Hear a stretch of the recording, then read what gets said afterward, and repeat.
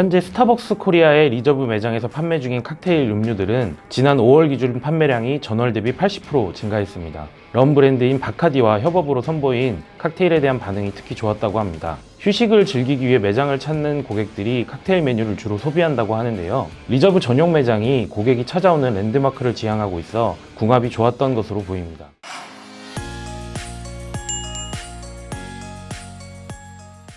국내 커피업계 선두주자인 스타벅스 코리아가 특화 매장 리브랜딩을 중심으로 운영 전략의 변화를 꾀하고 있습니다. 이미 2,050개가량의 매장을 확보해 신규 출점만으로는 충분한 성장 동력을 확보하기 어렵다는 판단이 있었던 것으로 보이는데요. 어떤 변화가 이뤄지고 있는지 더벨이 알아봤습니다. 산업삼부 안준호 기자입니다.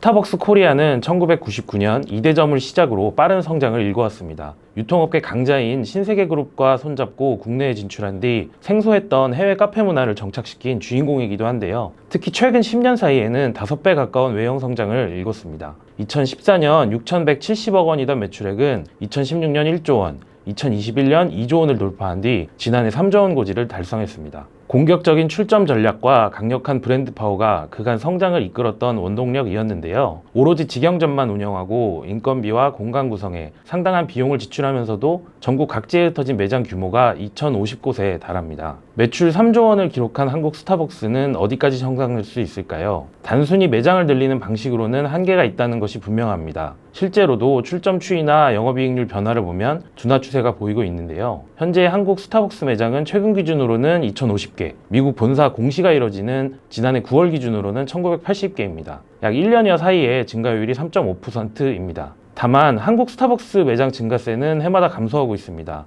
성장기였던 2010년대 중반에는 15% 이상을 기록했고 2020년대 초반까지만 해도 10% 안팎을 유지했는데요. 코로나19 이후로는 5% 수준까지 증가율이 내려왔습니다. 입점을 추진할 만한 핵심 거점에는 이미 매장이 있는 만큼 증가율이 회복되기엔 어려울 것으로 예상됩니다. 눈에 띄는 점은 비슷한 시기 특화 매장인 리저브의 활용 방식이 달라졌다는 것입니다. 리저브는 2010년 글로벌 본사에서 시작한 프로그램입니다. 스타벅스의 스페셜티 원두 브랜드이자 이를 판매하는 고급형 특화 매장을 의미하기도 합니다. 크게 랜드마크 매장에 해당하는 리저브 로스터리와 스페셜티 제품을 판매하는 리저브 스토어로 구분이 되고 있습니다. 리저브 매장은 2014년 한국 시장에 첫 선을 보였습니다. 처음엔 일반 매장처럼 빠르게 규모를 키우는 것이 목표였습니다. 이에 따라 2020년에는 리저브 매장이 100곳에 육박하기도 했죠. 다만 현재 국내 리저브 매장 수는 총 64곳으로 감소했습니다. 리저브 매장이 줄어든 것이 프리미엄 스페셜티 시장을 포기한 것은 아닙니다. 활용 전략을 바꾸며 리브랜딩을 추진하고 있다는 게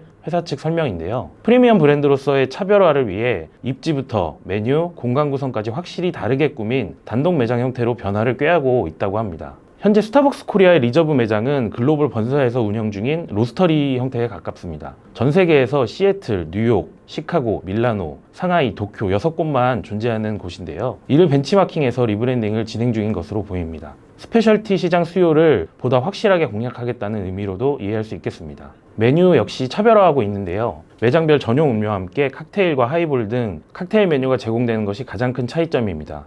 도산점과 광화문점에선 글로벌 스타벅스에서 처음 선보인 믹사토 콘셉트를 도입해서 칵테일과 와인, 맥주 등을 제공하고 있습니다. 커피 매장과 주류가 딱 어울리는 조합은 아닙니다. 카페를 찾고 카페인을 섭취하는 것은 대부분 일과 시간에 이뤄지는데요. 칵테일과 와인 등은 이와 달리 업무가 끝난 늦은 오후 혹은 저녁에 주로 소비가 이뤄집니다. 커피 전문점으로서의 정체성을 강조하는 스타벅스로서는 쉽지 않은 선택입니다. 실제로 글로벌 본사에서도 시행착오를 겪은 일이 있었는데요. 2010년대 중반에 맥주와 와인, 푸드 메뉴를 제공하는 이브닝 프로그램을 확대한 적이 있었습니다. 결과적으로는 브랜드 정체성이 흐려지고 근무자들의 부담이 커진다는 지적이 이어지면서 일반 매장에선 해당 프로그램을 종료했던 기억이 있습니다. 단 현재까지는 이런 전략이 성공적으로 진행되고 있습니다. 리저브 매장에서 판매 중인 칵테일 음료들은 지난 5월 기준 판매량이 전월 대비 80% 증가했습니다. 럼 브랜드인 바카디와 협업으로 선보인 칵테일에 대한 반응이 좋았다고 합니다. 요일별 판매 추이를 봐도 이런 상황이 두드러지게 나타나고 있습니다. 스타벅스 코리아에 따르면 한 주간 칵테일 메뉴 판매량이 가장 높았던 요일은 토요일입니다.